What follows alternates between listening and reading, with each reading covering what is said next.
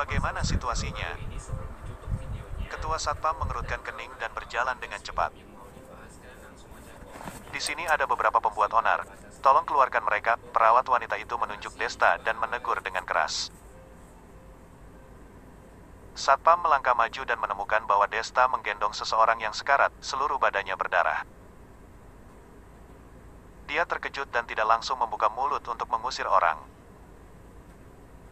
Lagi pula, ini merupakan rumah sakit. Bukankah ada orang yang harus dirawat dulu? Perawat wanita melihat bahwa Satpam tidak bergerak. Dia segera menariknya ke samping dan berbisik ke telinganya. Pendengaran Desta sangat baik. Tentu saja dia telah mendengar apa yang dikatakan perawat itu. Dia mengatakan bahwa Desta dan Gayus kelihatan bukan orang baik. Pria yang terluka ini mungkin terlibat dalam pertempuran ganas sehingga mengakibatkan luka seperti ini. Jadi rumah sakit tidak boleh menerima, karena akan mempengaruhi nama dan reputasi rumah sakit. Ketika mendengar kata-kata ini, Desta sangat kesal. Jangankan mengatakan Desta tidak berpartisipasi dalam perkelahian di dunia gelap, misalnya jika dia berpartisipasi, apakah ini menjadi alasan dokter tidak ingin menyelamatkan orang? Tugas seorang dokter adalah menyelamatkan orang yang sekarat dan menyembuhkan orang yang terluka. Kapan menyelamatkan orang sakit harus melihat kondisi dan persyaratan. Memikirkan hal ini, Desta melirik Gayus yang berada di sebelahnya. Gayus langsung mengerti. Dia kemudian berjalan ke samping dan mulai menelepon. Pada saat ini, Satpam telah mendengar perintah perawat itu dan berjalan ke depan Desta dengan cuek. "Tuan, tolong bawa orangmu untuk pergi secepatnya. Jangan ribut di rumah sakit kami." Ribut? Desta mencibir. "Aku membawa sobatku datang berobat. Kalian tidak ingin mengobatinya, bahkan mengecap jelek di belakangnya. Apakah ini merupakan tindakan yang benar?" Satpam terkejut. Ternyata Desta telah mendengar apa yang dikatakan perawat wanita itu kepadanya. Karena sudah terdengar olehnya, maka dia tidak perlu disembunyikan lagi. Wajahnya menjadi kusam. "Kamu sudah mendengarnya, mengapa masih pura-pura bodoh? Segera keluar dari sini, jangan memaksa aku untuk memukulmu baru ingin pergi. Apakah kamu ingin memukul orang?" Wajah Desta menjadi kusam, hawa dingin keluar tanpa sadar dari tubuhnya. Dia sudah lama tidak begitu marah. Satpam itu terkejut melihat kekuatan Desta, dia mundur selangkah tanpa sadar. Namun, jika terpikir bahwa dirinya dikejutkan oleh seorang pemuda yang baru berusia 20-an tahun, dia tiba-tiba merasa sangat malu. Ketika dia hendak melangkah maju untuk memberikan pelajaran kepada Desta, tiba-tiba terdengar sebuah suara yang sangat tidak sabar. "Apa yang kalian ributkan? Apakah kalian tidak tahu rumah sakit harus diam?" Mengikuti suara itu, terlihat seorang pria botak berpakaian jas putih berjalan kemari dengan cepat. Wajah Satpam dan perawat segera berubah ketika mereka melihat orang tersebut. "Halo Wakil Presiden Xiao." "Apa yang terjadi?" Wakil Presiden Xiao yang botak melangkah maju dan bertanya dengan wajah kusam. Perawat itu melirik, kemudian segera melangkah maju dan menceritakan seluruh kejadian yang terjadi. Setelah mendengarkan itu, wajah Wakil Presiden Xiao menjadi marah. Dia menatap Desta dengan dingin, dan berkata langsung, "Mobil tim senior Du sudah tiba di bawah. Aku keluar untuk menyambutnya. Jika kamu tahu diri, kamu segera membawa orangmu pergi. Jika kamu masih berani membuat masalah di sini dan mempengaruhi reputasi rumah sakit kami, aku jamin kamu akan menyesal datang ke dunia ini." Selesai mengatakan, Wakil Presiden Xiao bergegas keluar untuk bertemu senior Du. Pada saat ini, Gayus berjalan dari samping dan berbisik, "Kak Desta, sudah selesai mengatur." Desta mengangguk, kemudian bergegas ke ruang operasi di tengah teriakan perawat dan Satpam. "Hei, apa yang sedang kalian lakukan? Apakah tidak mengerti apa yang telah kami katakan? Kami telah mengatakan bahwa ruang operasi ini disediakan untuk senior Du. Orang berkelas bawah seperti kalian tidak berhak menggunakan ruang operasi ini." Perawat itu berteriak keras mengikuti belakangnya. "Hentikan mereka," kata Desta dengan dingin. Gayus menuruti, segera berbalik dan menjaga pintu ruang operasi seperti menara besi. Perawat ingin menerobosnya, tetapi Gaius menatapnya dengan pandangan sengit. Dia ketakutan hingga wajahnya menjadi pucat, dan terbata-bata tidak bisa mengatakan sepatah kata pun. Pada saat ini, Satpam juga tidak berani menghentikannya. Lagi pula, sekelompok orang Desta ini pasti merupakan gangster. Jika tidak, bagaimana orang itu bisa terluka hingga begini? Lagi pula, keluarga Du akan segera naik. Pada saat itu pasti ada yang menghukumi mereka. Di ruang operasi, Desta menemukan sepasang jarum di sudut sebuah kotak medis. Dia segera berjalan ke samping tempat tidur, bersiap untuk menangani luka Hanta. Luka Hanta sangat parah. Tidak mungkin hanya menggunakan teknik sentuhan tulang untuk menghentikan darahnya, hanya bisa menggunakan teknik akupuntur untuk mengendalikannya dulu. Tentu saja, untuk mengeluarkan pelurunya harus melakukan operasi. Pada saat Desta hendak menusuk jarum, terdengar suara jejak kaki yang tergesa-gesa di koridor. Hanya melihat sekelompok pengawal mengelilingi seorang pria tua, berjalan perlahan menuju ruang operasi ditemani oleh Wakil Presiden Xiao. Pada saat ini, Wakil Presiden Xiao mengeluarkan senyuman yang sangat ramah, tidak ada pandangan dingin seperti tadi. Jangan khawatir, Senior Du, operasi usus buntu bukan operasi besar. Sekarang ilmu medis sudah canggih, pembedahan invasif minimal dan tidak menyakitkan sudah dapat dilakukan sejak lama. Setelah operasi, kamu juga bisa bangun dari tempat tidur, makan dan minum, tanpa efek samping apapun. Max Xiao, aku masih percaya pada kualitas rumah sakitmu. Senior Du menepuk bahu Wakil Presiden Xiao dan berkata sambil tersenyum. Wakil Presiden Xiao baru saja ingin merendahkan diri mengatakan beberapa kata. Tiba-tiba dia melihat bahwa pintu ruang operasi didorong terbuka, dan ada sosok orang yang berjalan di dalam, membuatnya kaget. Dia melangkah maju dengan cepat, menunjuk pada perawat yang berdiri di luar pintu dan memarahi. Apa yang sedang kamu lakukan? Bukankah aku sudah menyuruhmu mengusir mereka? Donasikan telingamu kepada orang-orang yang berguna jika kamu tidak membutuhkannya. Sedikit masalah saja tidak dapat dilakukan, benar-benar mengecewakanku. Setelah mengatakan, dia berbalik lagi dan tersenyum pada Senior Du. Jangan khawatir, Senior Du, ada masalah kecil, aku akan menanganinya dengan baik. Wajah Senior Du tampak cuek, dan mengangguk dengan tenang. Setelah itu, Wakil Presiden Xiao segera berjalan ke arah Gaius dengan ekspresi marah, mengertakkan gigi dan berkata, kalian ini sampah yang tidak tahu diri, cepat keluar dari ruang operasi. Jika tidak, jangan salahkan aku kalau aku bersikap kasar terhadap kalian. Sementara Desta sedang serius menusuk jarum ke Hanta, tetapi ketika dia mendengar kata-kata Wakil Presiden Xiao, dia menghentikan jarum di tangannya dan mencibir.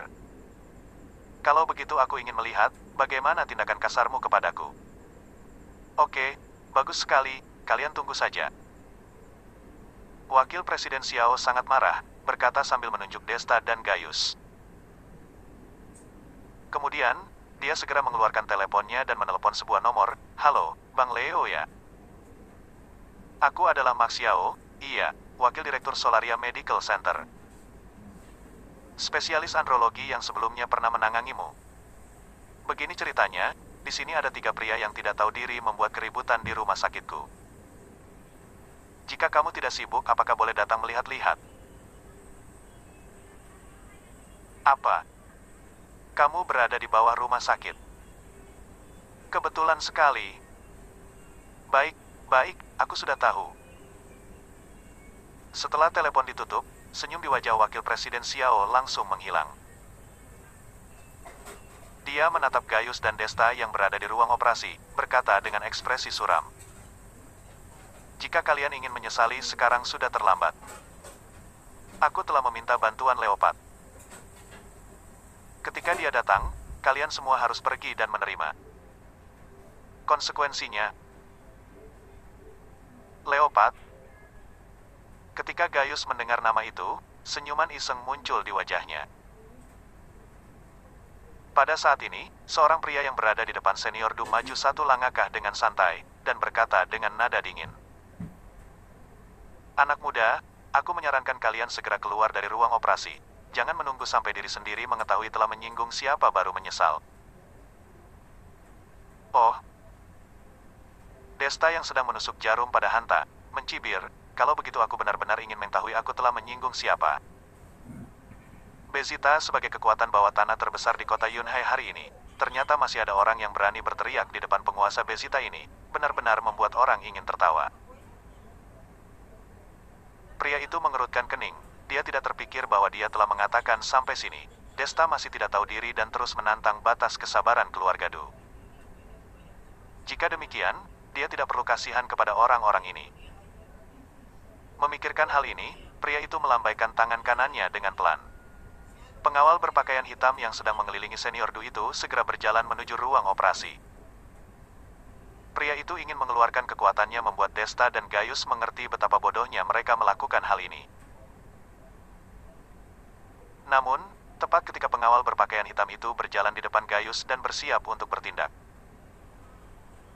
Bom!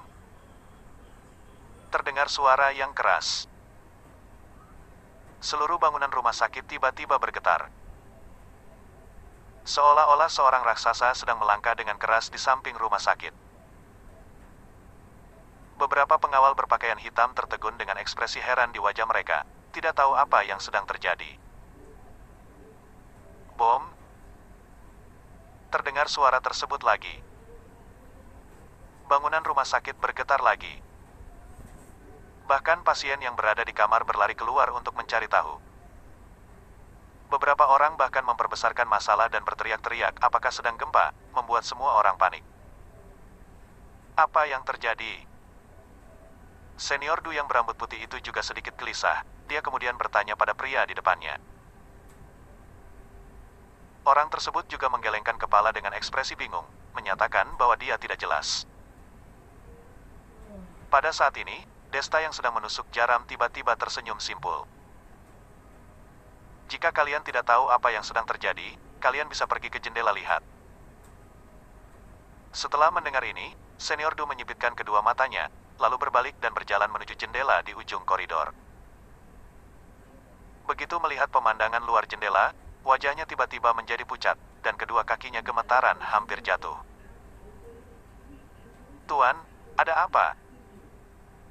Pria itu masih belum mengetahui apa yang sedang terjadi. Dia ingin melangkah maju untuk menopang Senior Du. Tetapi ketika dia melihat pemandangan di luar jendela, seluruh badannya tidak dapat menahan.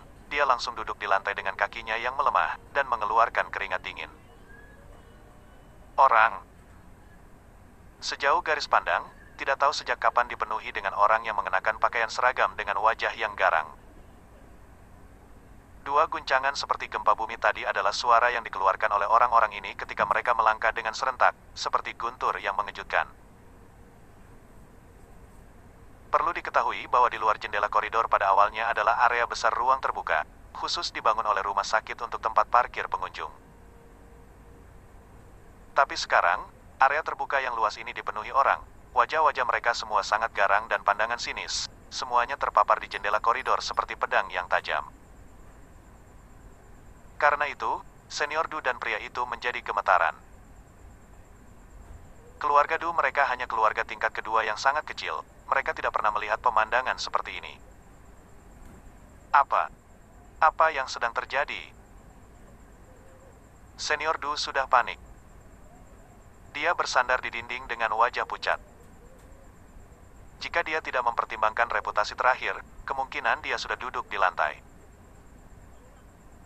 Wakil Presiden Xiao bergegas ke jendela dan melihat ke bawah. Ekspresinya sama dengan mereka, ketakutan dan berkeringatan. Hal yang membuatnya semakin terkejut adalah Leopard, yang dianggap sebagai pendukungnya dan mengira dapat menyelesaikan semua masalah itu, ternyata berdiri di antara kerumunan. Dan dibandingkan dengan orang-orang berpakaian hitam di sekitarnya, Leopard terasa seperti tidak penting. Apa asal-usul orang-orang ini? Tiba-tiba, Wakil Presiden Xiao teringat ketiga pemuda muda yang berada di ruang operasi. Mulutnya tiba-tiba terbuka lebar, seperti seekor ikan jatuh di pantai, mati-matian membuka mulutnya, berusaha menyerap oksigen di dalam air, tetapi yang ada hanya semakin tersendak. Tuan, tolong maafkan aku. Dengan kondisi berkeringat dingin, Wakil Presiden Xiao memohon dan merangkak ke pintu ruang operasi, bersujud ke arah Desta. Sekarang, bagaimana mungkin dia tidak tahu bahwa pria yang dia anggap sebagai orang yang lebih rendah dan mengancamnya akan membuatnya menyesal datang ke dunia ini adalah orang besar yang sama sekali tidak mampu. Dia sakiti. Pada saat ini, Desta baru saja selesai menusukkan jarum ke Hanta. Dengan bantuan jarum, karakteristik hidup Hanta menjadi lebih stabil. Sekarang hanya sisa tindakan terakhir yaitu operasi untuk mengeluarkan semua pecahan peluru dari tubuhnya. Dia mengelap keringat di dahinya, dan merasa lega sedikit. Untungnya, dia berhasil mengendalikannya. Jika terlambat sedikit, Hanta benar-benar tidak dapat kembali lagi. Jika memikirkan bawahannya, saudara-saudaranya, meninggal karena kecerobohannya, Desta tidak bisa memaafkan dirinya sendiri. Dia berjalan ke pintu ruang operasi dan menatap Wakil Presiden Xiao yang gemetaran dan berlutut di lantai, menyindir. Wakil Presiden Xiao, bukankah kamu ingin bertindak kasar dengan kami dan membuat kami menyesal serta menerima konsekuensinya? Sekarang saudara-saudara aku sudah tiba di sini. Mengapa kamu tidak bekerja lebih keras lagi dan membuat kami semua menyesal dan pergi? Setelah mendengar ini, Wakil Presiden Xiao hanya merasakan tekanan darahnya melambung tinggi. Wajahnya memeras seakan bisa memeras darah. Perawat wanita dengan wajah yang penuh jerawat dari tadi sudah ketakutan. Duduk di lantai dengan mata terbelalak, tidak bisa bergerak. Kamu harus bersyukur, sobatku baik-baik saja. Kalau tidak, aku pasti akan menghancurkan rumah sakitmu. Nada suara Desta tiba-tiba menjadi garang, seperti bisikan iblis, membuat Wakil Presiden Xiao bergetar tak terkendali. Sekarang, cepat pergi panggil ahli bedah terbaik di rumah sakitmu untuk membantu sobatku melakukan operasi mengeluarkan pecahan peluru. Jika terjadi sedikit kemalangan, aku tidak perlu menjelaskan konsekuensinya lagi ya. Baik, aku segera memanggil orang. Setelah mendengar ini, Wakil Presiden Xiao mengetahui bahwa sementara nyawanya masih selamat. Karena dia adalah dokter paling ahli dalam operasi di dalam rumah sakit ini. Tidak lama kemudian, Wakil Presiden Xiao memimpin sekelompok dokter berpakaian steril memasuki ruang operasi.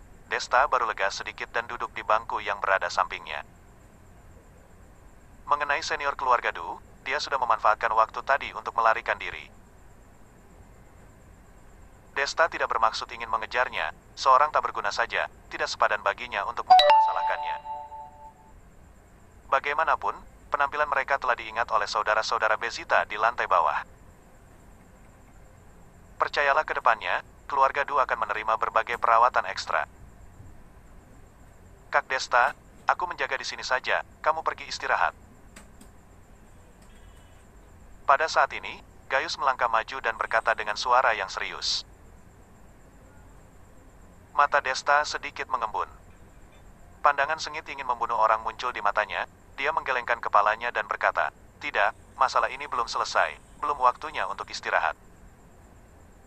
Gaius, kamu menjaga di sini, tidak peduli apapun hasil dari operasi ini, kamu harus memberitahu segera. Aku pergi membalas dendam. Aku ingin memotong kepala ketiga pembunuh itu secara pribadi. Setelah mengatakan, Desta langsung meninggalkan rumah sakit.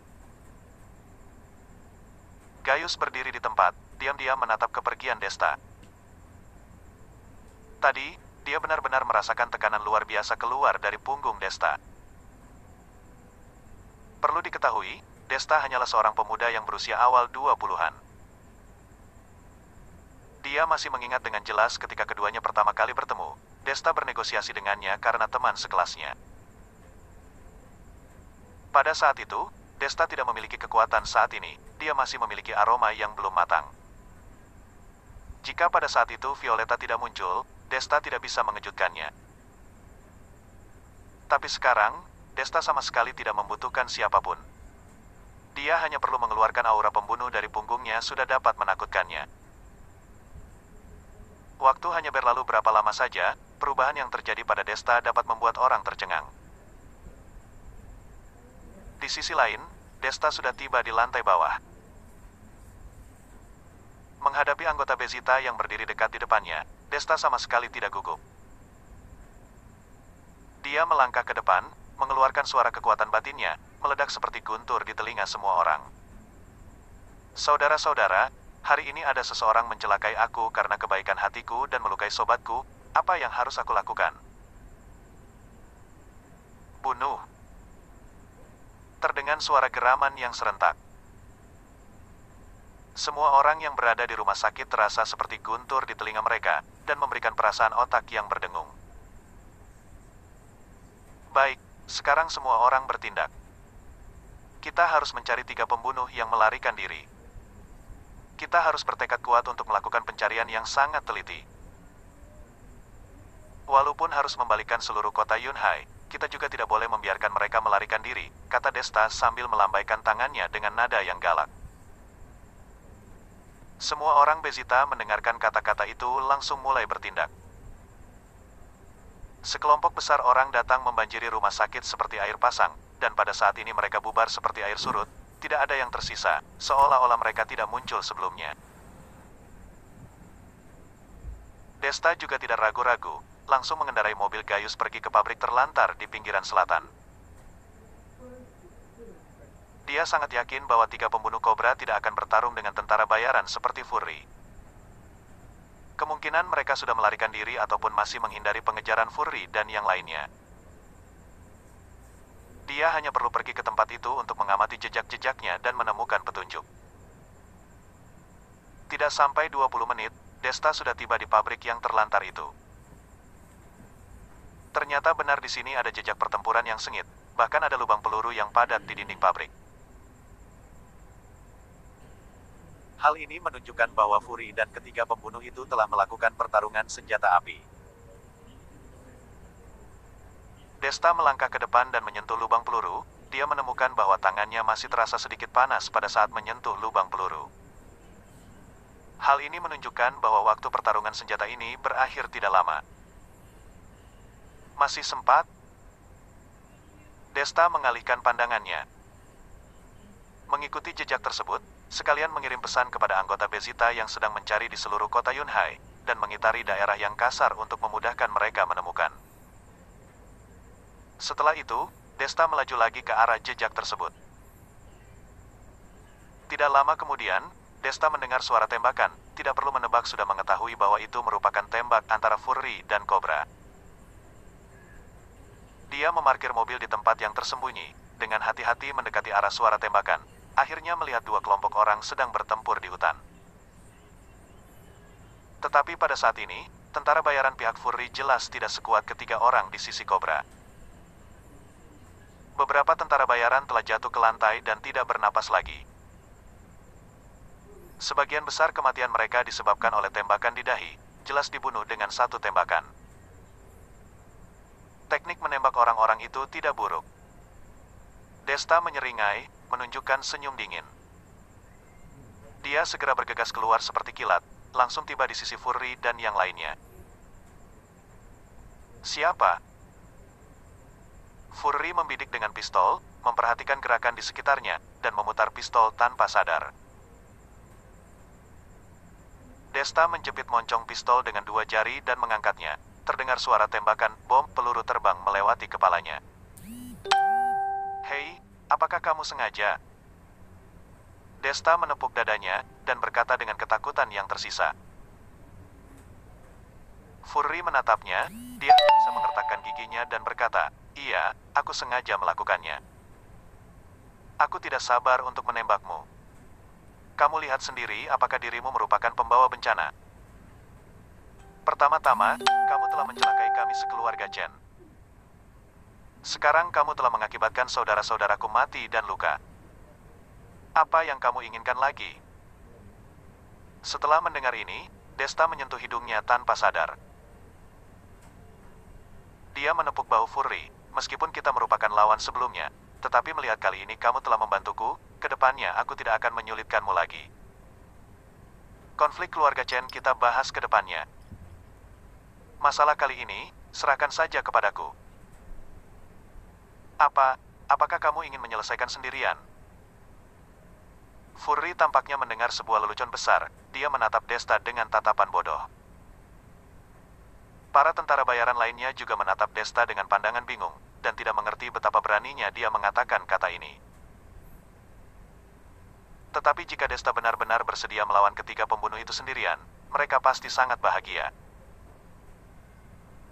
Bagaimanapun, pertempuran malam ini merupakan sebuah bencana bagi mereka.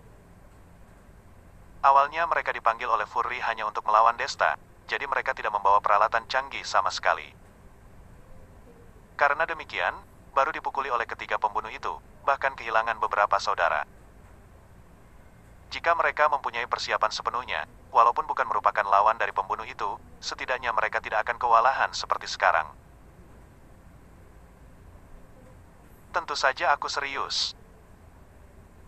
Desta menyeringai, menepuk dadanya dan berkata, "Tenang saja, aku berani mengatakannya, maka aku pasti bisa menyelesaikannya. Saudaraku, jika dia ingin mati, biarkan dia pergi saja, jangan pedulikan dia." Ketika sekelompok tentara bayaran masih bimbang, Furry langsung berkata sambil melambaikan tangannya. Semua orang mendengarkan, tetapi masih ragu-ragu sejenak, kemudian siap-siap untuk pergi. Kesimpulannya, mereka dan Desta bukan kerabat dan teman. Kebaikan Desta terhadap mereka telah dibalas tadi. Kedua belah pihak sudah tidak berhutang satu sama lain lagi. Selain itu, meskipun mereka dendam dengan pembunuh itu, tetapi mereka tidak ingin melakukan perlawanan pada kondisi tidak siap sama sekali. Hal ini bukan termasuk balas dendam, tetapi sedang mencari mati. Sebelum pergi, Furry sempat ragu-ragu sejenak. Dia hendak melemparkan pistol di bahunya kepada Desta, melakukan dukungan kecil terakhirnya. Ternyata Desta melambaikan tangannya dan menunjuk ke belati di pinggangnya dan berkata, "Kamu berikan itu padaku. Aku tidak terbiasa menggunakan pistol." Gila. Furry mengerutkan bibirnya, menarik belati dari pinggangnya dan melemparkannya ke Desta. "Marga Chu, kamu jangan sampai mati. Aku belum balas dendam keluarga Chen denganmu." Sebelum pergi, Furry menunjuk ke Desta, berkata dengan nada suram. Kali ini dia benar-benar berharap Desta jangan mati dulu, karena setelah itu dia ingin menyelesaikan dendam dengan Desta, bukan karakter pengganti yang munafik dalam serial TV. Tentu saja Desta juga tidak akan salah paham, dia segera mengangguk. Setelah menyaksikan kepergian Furry dan yang lainnya, mata Desta menjadi serius dan napasnya tiba-tiba menjadi cepat. Dia mengambil napas dalam-dalam, mengalihkan kekuatan batinnya pada inderanya, dan memperhatikan angin dan rumput di sekitarnya dengan teliti, dan menemukan bahwa ketiga pembunuh itu masih berada di sisi berlawanan, belum pergi. Awalnya Desta mengira ketiga orang ini akan memanfaatkan celah tadi untuk melarikan diri. Sekarang sepertinya dia telah melebih-lebihkan mereka.